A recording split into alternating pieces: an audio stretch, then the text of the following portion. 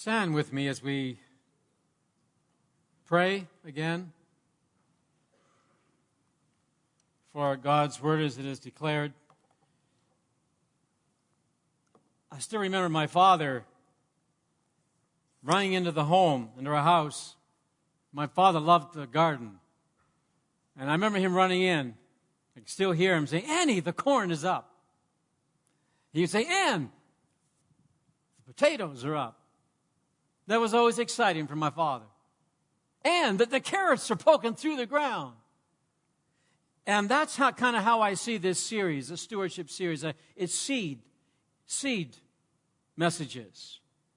And the exciting part about seed is that it begins to poke through the ground and grows. It grows. And this is what this is about in this new year of vitality. It's about sowing the right seed.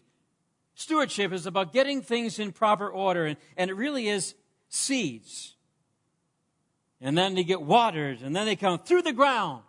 That's when the excitement happens, when we see the produce of Lordship living. So God, this message today, I pray that you would direct, that you would lead. I pray for every word out of my mouth, God, that it be ordained by you. Because God, we want to hear what the Spirit is saying. And God, I just want to hear what the Spirit is saying to the church. So God, may our ears be open, our hearts be ready to receive with great expectancy and great anticipation. Amen. You may be seated. Well, that's a great name. An incredible name. And so a Calgary man is on a mission. His mission is to save his name from distinction. In fact, CBC carried the story on September 1, 2015. This man's name is Gary Snow. And he started a Save the Name campaign. And he said, "I'm one of the rare double R Garys." Yes, he is. Most of us use just one R. We won't hold that against him. But he launched a Twitter handle at Save Name Gary with one R. He saw the light. While Alberta only began publicly releasing data about popular names in 1990, British Columbia has information going back some 100 years.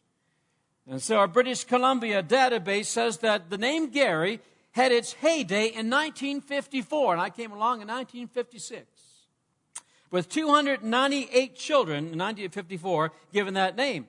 2 years earlier, in the United States, 38,733 boys were named Gary. That's because actor Gary Cooper, they say, won an Academy Award. So everybody's, name him Gary, Gary, Gary. Incredible information you'll never get anywhere else but here. But here's the sad part, but between 2009 and 2014, there were no Garys delivered. In British Columbia. Terrible. One person said, "Well, I'd be just as happy if it went extinct. I never really liked the name anyways." Well, who cares what he says? He doesn't. Terrible. No. So thanks to Gary, there's a Save Gary everywhere. One guy said, "Us Garys, we need to stick together." And so they've been saying this year, "Have a Gary Christmas." Isn't that lame? And there's a John Gary Christmas album that has been released. And then there's a Cal Gary, and Gary is in bold. And then last week I saw Share a Coke with Gary. And the name Gary is on the Coke bottle. And then, of course, it's Gary, Indiana. And the name Gary is going to make a comeback. My son Gary even hinted he might even name his boy, if he ever has one. "Come on, Gary, I want to be a grandpa." He hinted he might carry the name. That'd be Gary the Third. Wouldn't that be just magnificent? And you may say, what does that have to do with your message? Here's my landing. This stewardship series has a very, very important name attached to it. The name is Lordship, and it needs to be popular. Last Sunday I said that Lordship seminars, Lordship conferences are not too popular. They're not popular to host these days because it's not ear-tickly teaching. It's not, tickle me Elmo material. It's not soft feather preaching. It's not, oh, giggle me sermons. It'll make me laugh, make me laugh.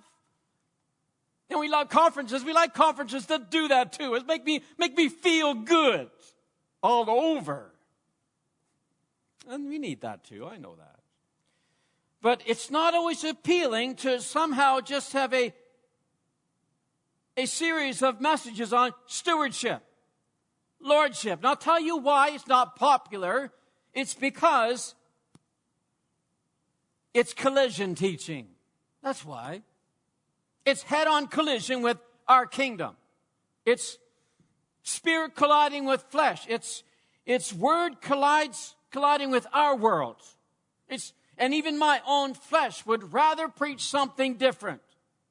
My own flesh would say, Gary, maybe some other message might be better for you. But I know what this Spirit is saying. I know what God is saying.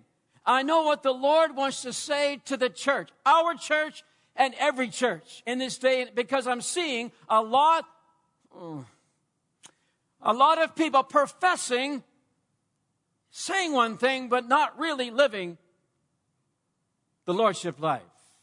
God is saying something to the church. And even though it may collide with our flesh and collide with our kingdom, the results will be supernatural. I really believe it. So we need to save the name lordship. We need to preach it and live it out. It better not ever become extinct. Speaking of the name Gary, someone said it's not that bad of a name. Really? And they say, why don't more people take advantage of it? And I flip it into the lordship name, the lordship lifestyle. It's not really that bad. We need to take advantage of it. And some people think, well, he's going to steal and rob. God is not a thief. The enemy is a thief and a robber. God is not a thief and a robber. God only wants to add to your life. This is the seed that goes in the ground. Dying. We must die to self. And that Jesus be resurrected through us. Lordship living. He just adds to us and to our lives. So lordship, it's not that bad of a name. It's not that bad of a way to live. Take advantage of allowing God to govern and lead your life. Will transform you if you take advantage of that. Your purpose will become clear. Suddenly you'll know why you're here. Your values will change. Your emptiness will suddenly be filled. Jesus said, I come that I might have life, and they might have it more abundantly. You'll have that abundant living when He is truly Lord of your entire life. Your joy will be full. Your countenance will change. Your hope will change. Your will change. Your dreams will change. Your desires will change. Everything about you will change when you put Him way up here and put yourself down here. Why? Because there's a new driver. There's a new driver at the steering wheel. There's a new driver in the boat. You are the passenger. You're the one sitting beside. You're the one maybe in the back seat. And you'll be in for the ride of your life when He is number one. Vitality 2016 has everything to do with stewardship and lordship living. If we want life in the Spirit, if we want to be alive in 2016, if we want to do the exception for God, we have that desire inside. It has everything to do what we do with that name, Lord.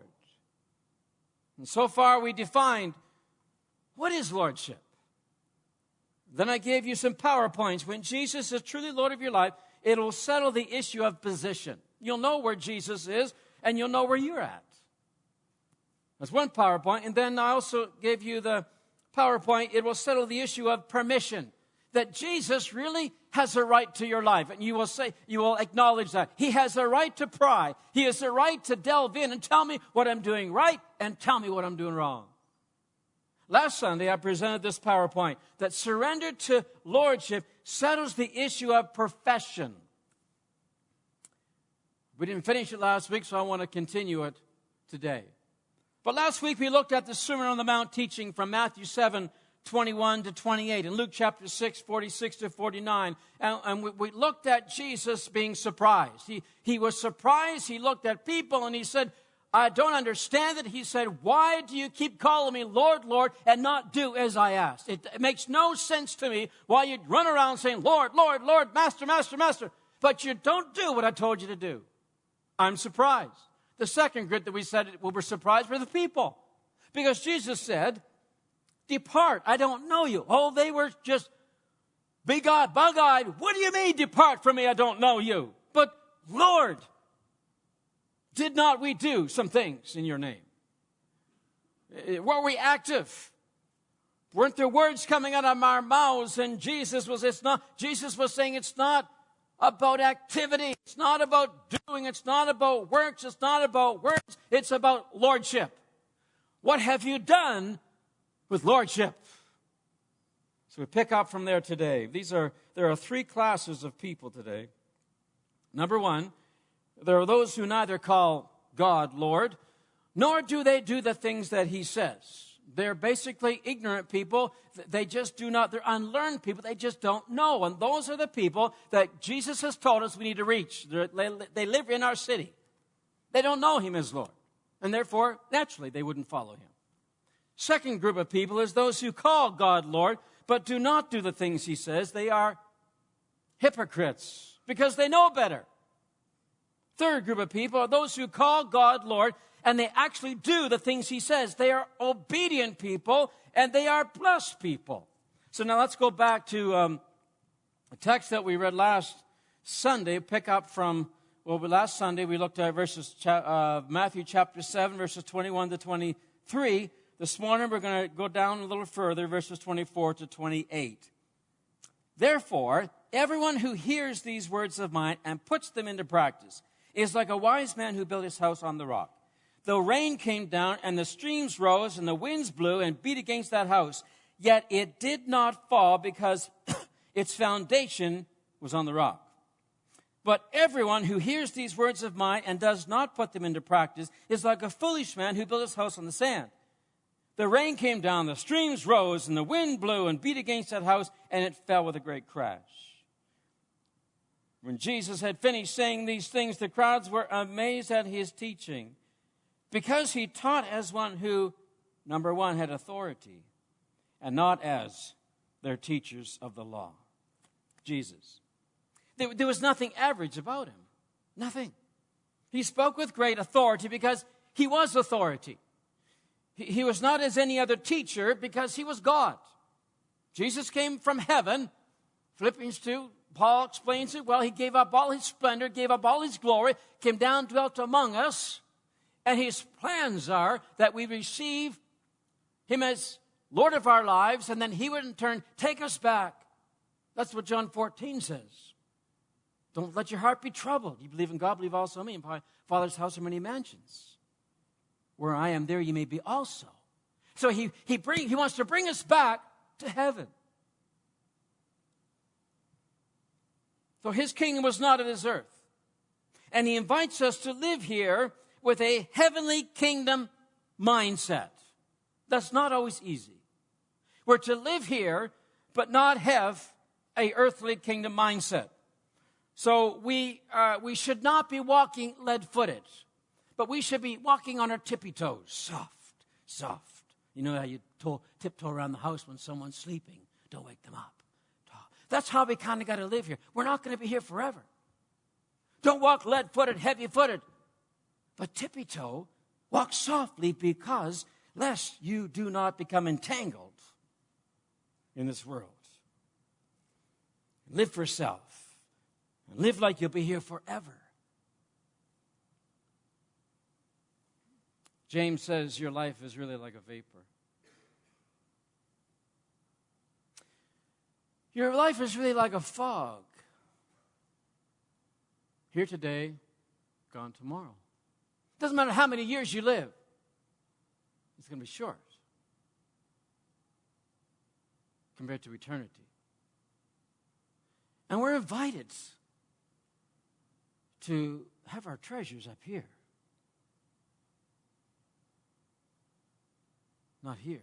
I know you have to live here, but boy, do you have to walk softly and walk like this. It's not always easy to do. You have to make decisions every day.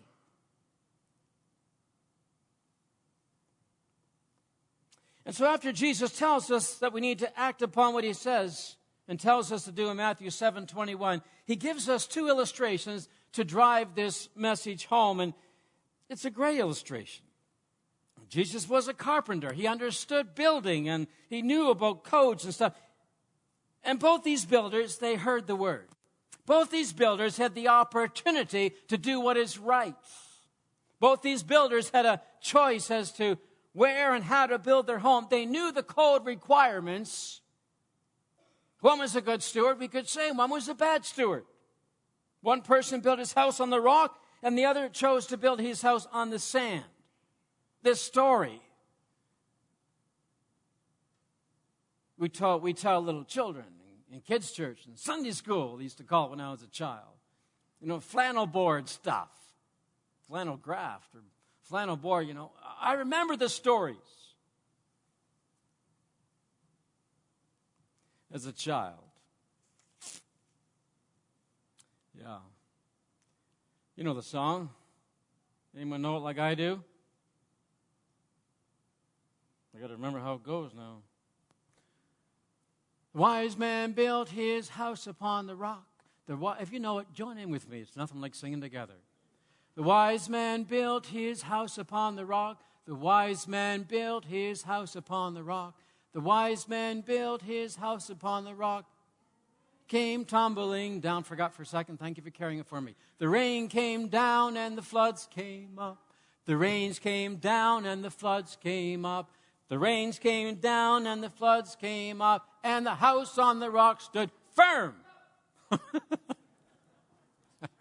And then it would go on, in a very irritating way. And then we go to the guy who the foolish man built his house upon the sand. And as a kid, the climax of this was when we could say at the end, the wise man built his house on the sand, and the rain came down, the flood came down, all that kind of stuff. And the house on the sand, it crashed. To us, that was the climax, but we had it wrong. That was not the climax. Well, it was earth-shaking, but we remembered it for the wrong reasons, I guess. But that's the story. The major difference between these two builders was that one obeyed and put that into practice. The other one did not obey, and he also put that into practice. One sloughed off the tried and the proven. The other took heed to the tried and the proven. Here's what I know. Everyone experiences tests. Lorraine shared this morning. But the waves, we know what it's like to be in the waves, and they're so high. They're so mighty. Everyone experiences gale force winds and blinding snow and sleet over the years. My marriage has been tested. Over the years, my home has been tested. Over the years, my fatherhood has been tested. Over the years, my ministry has been tested. Over the years, my life has been tested. I could share with you story after story after story about battles and gale force winds, and you could share with me story after story of the battles you've gone through. All of us have gone through it. I face challenges, and so have you. It's not always easy at times to stay the course. Matthew 5, verse 45 says, rain falls on the just and the unjust, the righteous and the unrighteousness. The wind blows on the obedient and the disobedient. The wind blows on the house built on the sand and the one built on the rock. We all have our problems. In fact, the Bible guarantees that you'll have trouble. See, lordship is not a get out of the wind and storm card. Lordship is not get out of the high waters, flood waters card. No. Here's where it matters. It's all about the foundation under the house frame. It's all about the foundation under the house frame. When I was 6 years of age, in fact, we have a picture in my home somewhere of me, 6 years of age, with little shorts on and a shirt with stripes that goes around like this, sitting on a footing as my dad built our first house. I don't know how much I did, but I took an interest and I watched. I don't remember a lot about the roof, funny thing, but I do remember about the footing and the foundation. And my dad, he had a 1961 yellow four-door Vauxhall. And he would take regular trips to the river to pick up sand. And he'd pile sand in the trunk of that little car. And it was heavy. He worked hard at the footing. He'd haul it in, and they'd shovel it out. My dad knew the mortar mixture, what it was, 7-1 or 5-1. I'm not quite sure. But there was no machines, no cement trucks that came to our yard. But there was a box that looked like a sandbox. And they would dump this mortar in. They'd mix in there. Someone, with a hoe and just mixing it back and forth. And then they'd put the footing in. And then my dad moved up to doing the foundation. My dad laid, in 1962, every block, cinder block, on that foundation. The first night, my father told me, he said, I only laid 7 cinder blocks. Only 7. I wanted to make sure it was perfect. I wanted to make sure it was plumb. I wanted to make sure it was straight. That was just my dad. That house. In 1962. 64 Rexdale Drive. 45 years later. It's got to be 45 years after my father passed away. It came up for sale. I was home visiting, happened to be at that time. My sisters and my mom said, it's up for sale. Let's make an appointment. Let's tour the place. I always thought that house was so big, but it was small, like a little dollhouse. So we went, and I said, I want to go down to the basement. I walked down the little creaky stairs down the basement, and I actually put my hands on the cinder blocks, and I said, my dad said he laid every one of these blocks. My dad did. And there's no cracks. That foundation is strong. That house is still standing. There's something about the foundation. Something about the foundation. Here's what I know about foundations. And there's some spiritual connections here, and you can add them up yourself. Here's what I know about foundations, our foundations. You need to be prepared to dig down deep to establish one. Something else I know about foundations is they're expensive. They're not cheap. They're expensive, and they take great effort to put in place. Here's what else I know about foundations. They are hidden beneath the surface. Something else. There's not a lot of visible flash in a foundation. It's just solid rock concrete. But we want the house to look flashy. We want to put the bricks on the house. We want the siding on. And, we want nice windows and, all these those slats in the windows to make it look pretty. But the basement's not too flashy. But it's strong. Underneath.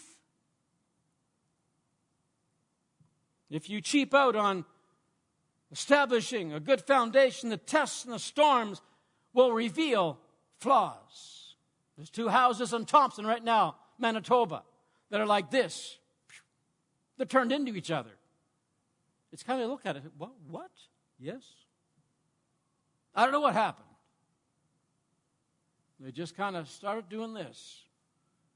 But if you chintz out and cheap out on a foundation, try to cut some corners, the tests and the storms will reveal the flaws that you may have. Years ago, when I was just a child, or probably a teenager then, my friend and I, we decided we'd build a camp along the riverbank, a weak riverbank. We said, we'll build a camp, we'll put some columns out into the water, and we're going to sit here and watch the water go by. The winter came. Spring came. We went back to check out our camp. The camp was gone. Boom, taken care of. Rain came down, then the floods came up. Rain came down, then the floods came up. the rain came down, and the river came up, and the cabin, it was gone.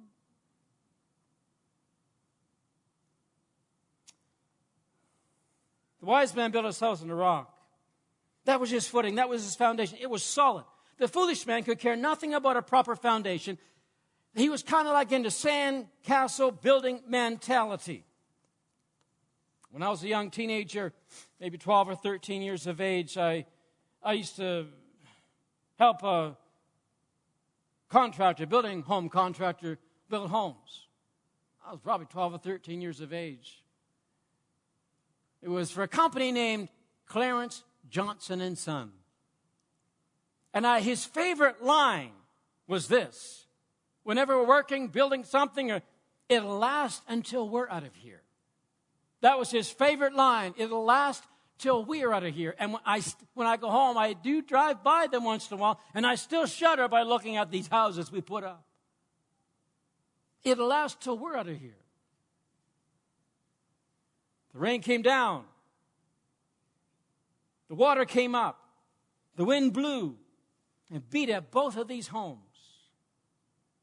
The solid rock foundation house stood still, strong.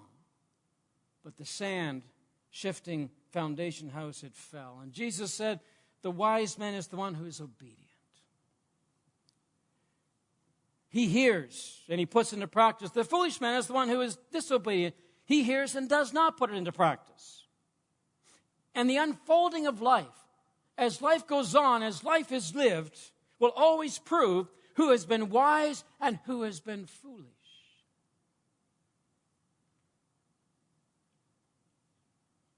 Maybe you're sitting here this afternoon, and there's been some disturbing things that happen in your home, in your life.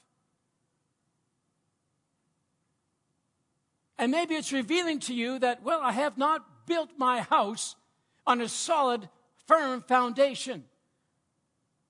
And so when the shaking came and the troubles came, I feel like I'm going to fall. I feel like I'm going to crumble. Maybe you're here this morning and you feel that you're lost and you're disturbed and you're searching and you're hurting and you're feeling pain and anxiety and your future looks gloomy. The wonderful thing about God, God's grace and God's power and God's love, is that He comes to us even when we mess up.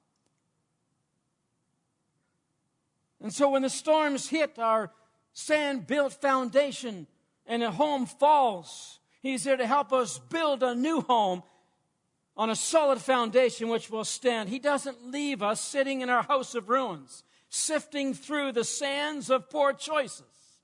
He doesn't leave us there. He loves us too much, cares about us too much.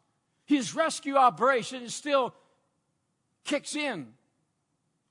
Jesus said to a lady who was caught in living in sin, John chapter 8 and verse 11, neither do I condemn you. Go and sin no more. He says, go, start all over. Go, write a brand new book. Go, learn. Go and do. Go, be different now. It's about obedience. It's about lordship. It's about I surrender all. It's about professions lining up with new action. The hymn writer said, God leads His dear children along. Some through the waters, some through the flood, some through the fire, but all through the blood. He gives a song in the night season and all the day long. He gets us through. I fumbled the ball so many times. My life, my teen years. Somehow God's love and God's grace was there, and God rescued me, and God set me up, and He said, okay, now build a house on a solid foundation. Go for it, Gary. Go for it. Run, do, be. That's all I've tried to do ever since. Lordship living is foundational living. It's unshakable. We look around, everything is shaken. Mentioned that earlier. Everything is that we thought was so secure is being shaken. But God's kingdom will never shake. God's kingdom will never fall. I desire that I build my life on that solid foundation. There's nothing else certain in this world except Jesus. Nothing else. Nothing else except Jesus. He's my rock. He is my fortress. He is my deliverer. In Him I put my trust. And that's what lordship is all about. In Him I put all of my trust. You can put all of your eggs in His basket. What do they say about our investments? Make sure you diversify. Spread it around. I can put everything all in one, in God's basket, because I know that is secure. That is secure. That's what lordship living is all about. You have that mentality in your mind. You live like it. You speak like it. You act like it. And your life is totally transformed because of it. As I conclude, where did disobedience begin? Disobedience began in the garden, way back in the garden, right, in Genesis. And as children, we disobeyed our parents, right? Now, as big children, sometimes we disobey our Heavenly Father. If you're here this morning and you find that it's a bit of you've been colliding, why not settle it? The most miserable way to live is to be a fence-sitter Christian. Half in or half out. Trying to be in but trying to be out. It's a terrible way to live. Ever try sitting on a picket fence? It hurts. So it's good just to settle it. Say, I'm all in. I'm going to jump in. I don't understand it, but I'm going to jump in. It's going to be painful, but I'm going to jump in. My flesh may holler and scream, but I'm going to jump in. He's going to be Lord, and I'm going to do whatever His word says. I'm going to love my enemies. I'm going to help those that are downhearted, those that have lost. I'm going to help. I'm going to reach out. I'm going to be a generous giver. I'll be a hilarious giver. I'll just love to give. Whether it's finances or whether it's ministry, whether it's our time. Someone said, when Jesus gave up His all, how could we do anything less than give our all to Him? That's how we should be living. Lordship. I surrender everything. Lord,